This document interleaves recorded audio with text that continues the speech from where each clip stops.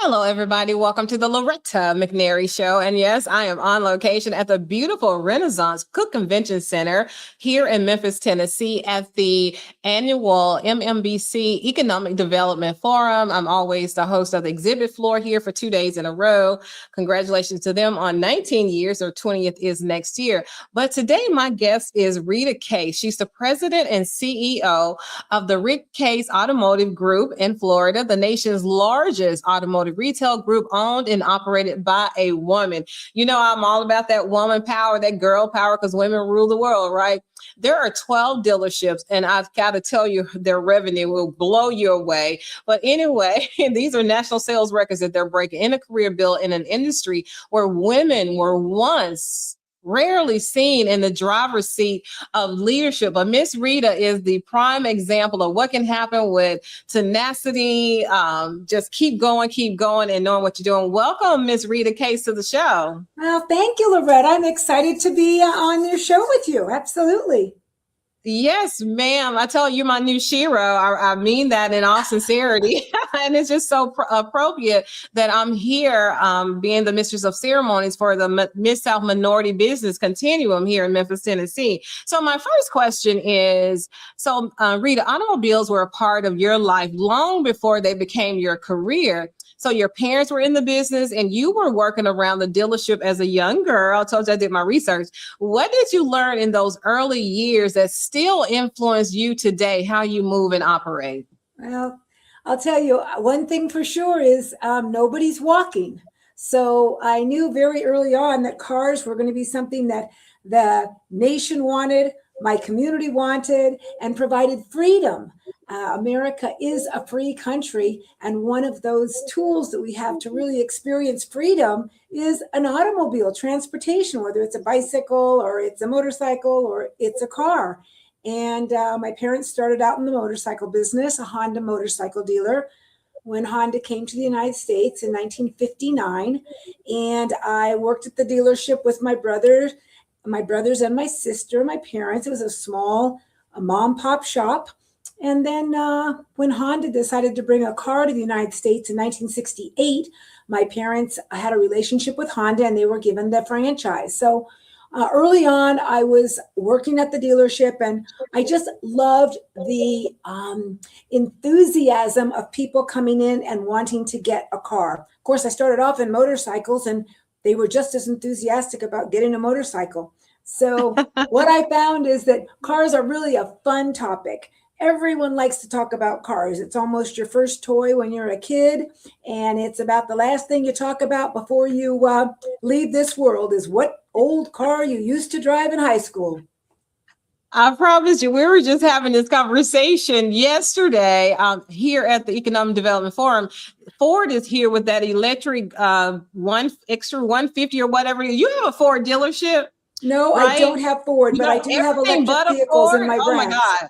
We're going to talk about those 12 dealerships that she owns. So Ford is here. And I remember when I graduated, my dad helped me get my first car, which was I'm not going to tell you the year because I'll date myself, but it was a Ford Maverick. It was a couple of years old, but I love that car so much. So like you said, we remember that, right? I'm going to always remember my first car and, the one I'm driving when the Lord called me home.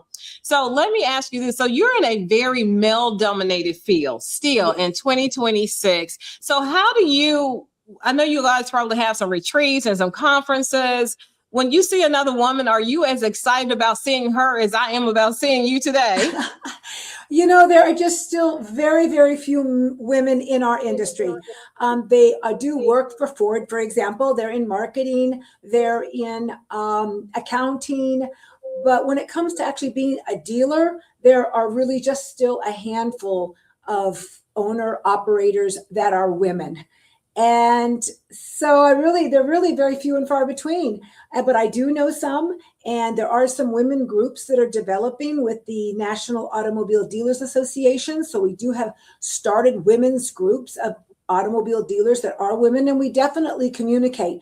But we certainly are one-offs when it comes to the fact that there is 16,000 car dealers in the United States and just a handful of women operators. I know. Well, we're going to do something about it because I think we should now. The next thing we should do, I'm going to give you a good idea, Rita, is there should be a Rita Case school of car dealerships for women. Take us through the process so we can dominate, and now the men will be a minority, and they'll become the minority. We'll become the majority owners. Well, it's a very competitive business. It's retail. And because of that, and because there's so many different franchises and so many different options, it's just very competitive. It takes a lot of hours. Most dealerships are open 7 days a week. And all of those things don't necessarily lend itself towards a balance of lifestyle that most women want, which is a husband in most cases. I mean, I'm just being general, and a family, and taking care of the family and raising the children and all the other things that we have choices. Where men in general, again, everything I'm saying is general, they're focused on their career. They are focused, of course, on their family, but they really spend most of their time thinking and doing their career, where women have to balance a lot more than just a Everything career. else. Yeah. And this, We and don't the get to car take business, anything off the table. yeah, the car business is not part-time. It's not something, you can't run a dealership with all of the different phases. There's 4 different businesses, and in some there's 5 if you have a collision center like we do. So there's a parts department that's a separate business. There's a service department that's a separate business. There's a new car department. There's a used car department. And then there's the accounting department. Each one of those departments have managers. Each one of them have specialized associates that are trained in keeping that department running. There's a financial statement for each of those departments. So it's a very complicated business as well. And you have to be willing to really understand each phase of the business in order to be successful in each of those departments, in order to be a successful car dealer. So it's quite a commitment, and it takes a passion for the industry. It takes a passion for negotiating, which is also something that most women prefer not to be, is negotiators about pricing. Yes. And, it's commission based. And in general, most females prefer to have some knowledge of what they're going to make. This is a 100% commission business. Yes. There's just a lot of reasons why it doesn't attract women. And it's not because it's male dominated. That's not the reason it's not attracting women. Women don't say, oh, there's men there. So, because listen, the new era, women can tackle anything. We've proven it. We can do anything we set our minds to.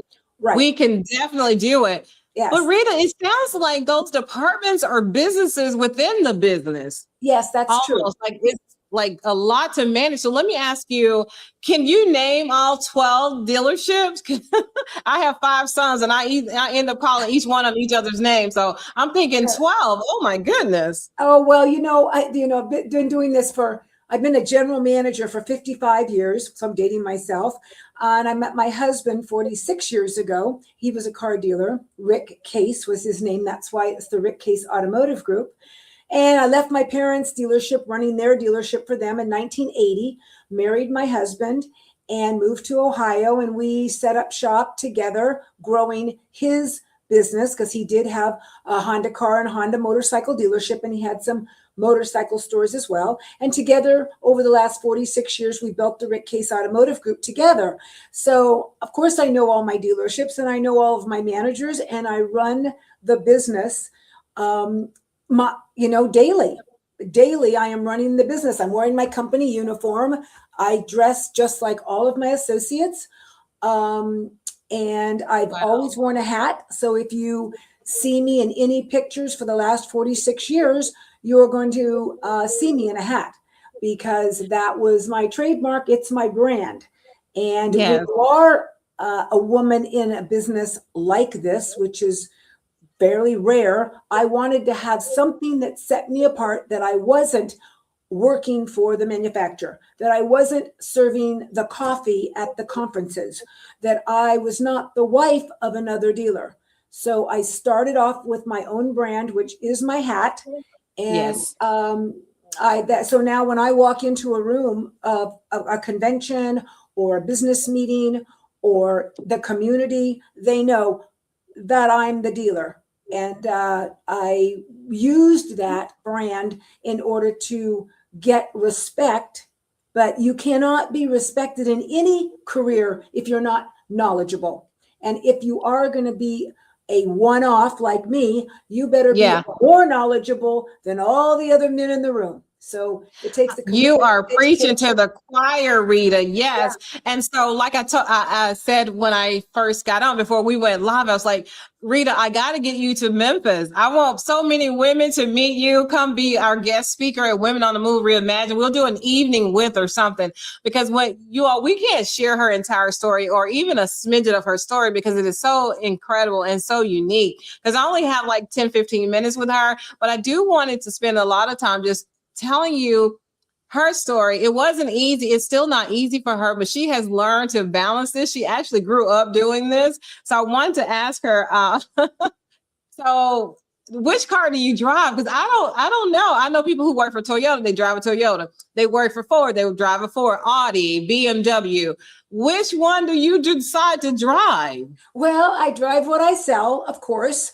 And so I like a sedan. I am not an SUV driver. Of course, I was when I was raising the kids and all that, but that's long past. So I drive a full-size sedan. I drive the Hyundai Genesis G90, which is Oh my goodness. it's a full-size sedan. It's a nice car. It's a beautiful sedan, and the SUV is really sweet too. I love both of the those. The GV, Genesis. the GV80, the GVs. Yeah, they're all.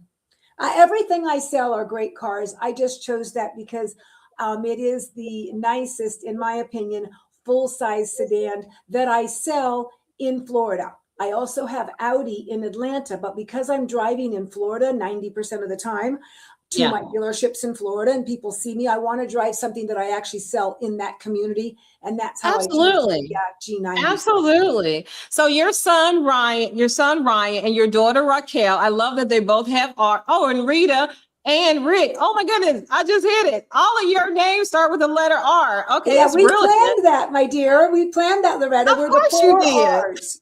We've always been gone by the four R's. Of course you did. Okay, so with them being a part of the business, have you been intentional about teaching them your next generation that has nothing to do with selling cars? What are you teaching them? Because that's their world. I'm sure technology probably comes in that conversation. Do you all just talk cars all the time? No, we talk community. Loretta, we talk community. We are very philanthropic, and our children are right there alongside of me. We definitely are part of growing our community. Education, safety, and health are our three philanthropic platforms, and we divide that up. My daughter's very involved in the Habitat for Humanity. My son is very involved with the Boys and Girls Clubs of Broward County, and I'm very involved in pretty much everything to help them along the way. So well before the kids were of age, we were a part of the Boys and Girls Club in 1985 and helped grow that. And we've just been very philanthropic. So it does get us together for those kinds of missions. So it's the car business and it's the community. Those are our hobbies.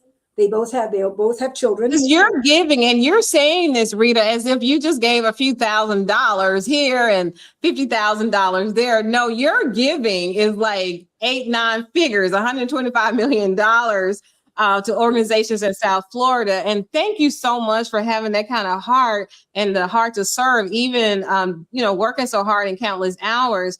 So you're still actively leading, still growing the company, and still looking ahead. What excites you the most about this next chapter for Rita Case and the Rita Case Automotive Group? Well, I'm still so passionate, even though my husband passed away 6 years ago of a very rare, quick cancer that can happen sometimes. It was not a lifestyle cancer. It was just a bad luck cancer.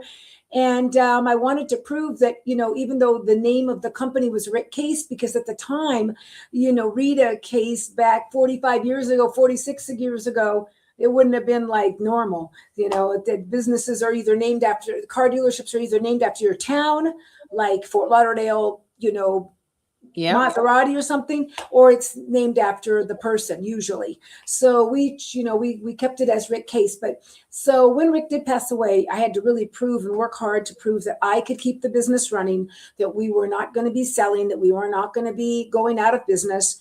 And that is continued to be my sole focus, besides my community efforts, which I continue to grow. And I'm very, very strategic about helping my community. I want this business to remain a legacy for my husband's name and for my fun. When people say, well, what's your hobby? I said, it's my business. It's my business. I can totally relate. Yeah, you can either look at this business, it's a grind because it's so competitive, or you can look at it as a game. And that's how I try. That is how I've tried very hard to, when my associates have a tough weekend because everybody's just, selling cars at a loss or whatever, and they go, oh my God, this weekend was such a grind. I said, no, it's a chess game.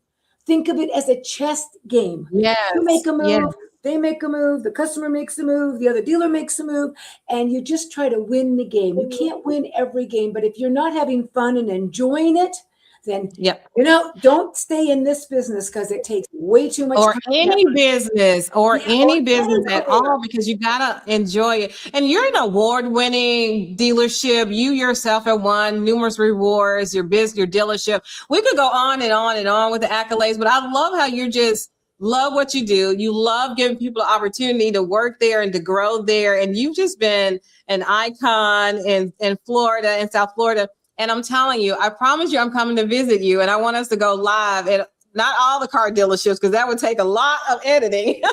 But Loretta, I want to be sure I say one more thing to all your audience, whoever's watching all this. Right. I will send them our book for free. All they have to do is email me their address to my email address, which is ritacase@rickcase.com. Pretty simple email address. And I will send you our book. Our book is all of the things we did to grow the business. It's a book on entrepreneurship. It's a book on achieving your goals. It's the foundation is the car business, and it's community service, how we used our talents as a successful car dealer to impact our community in a very big way.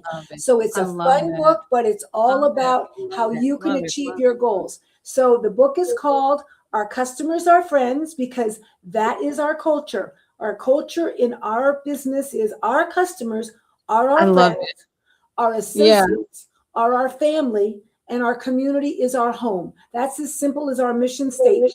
And that's it. So if you email me, I'll send you our book. You'll love it. It's super fun reading about how you can. And I'm going to make sure that we put it because we are live. So I'm going to make sure I put it in the comments. And when we air it in stations across the country, I'm going to make sure there is in the lower third. And so if you are an audience member of the Loretta McNary Show, we do this all the time. You get good gifts. You get free gifts. You get information and you get inspired. But we do send tangible gifts like the one that Rita is giving today. And I'm so grateful to her. She don't know yet, but she got a new BFF. I'm her new BFF and she's mine.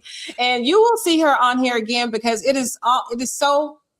I'm so passionate about women empowering other women. And we do that by sharing our stories, not just that she's in that 10-figure revenue, 20-figure revenue, but because her heart is real, she does the work herself today still, and that she's always reaching down and lifting other people up. So couldn't ask for a better guest, a better new friend. And you'll see me soon in person, Rita, I promise you. Okay, looking forward to it. All right. Thank you so much for being our guest on the Loretta McNary Show. Bye for now. I'm going to tell you about her. She is a powerhouse, as you can tell. She's very passionate about what she does. And businesses of her magnitude, they are ultimately built by one decision at a time, one relationship at a time, 1 year at a time.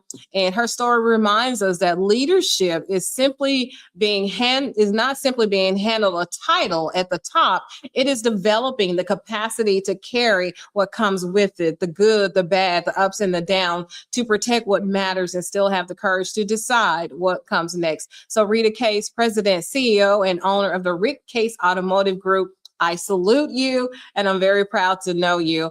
All right, everybody, that's our show. We do have another segment coming up next, so don't go too far. We'll be right back with more The Loretta McNary Show.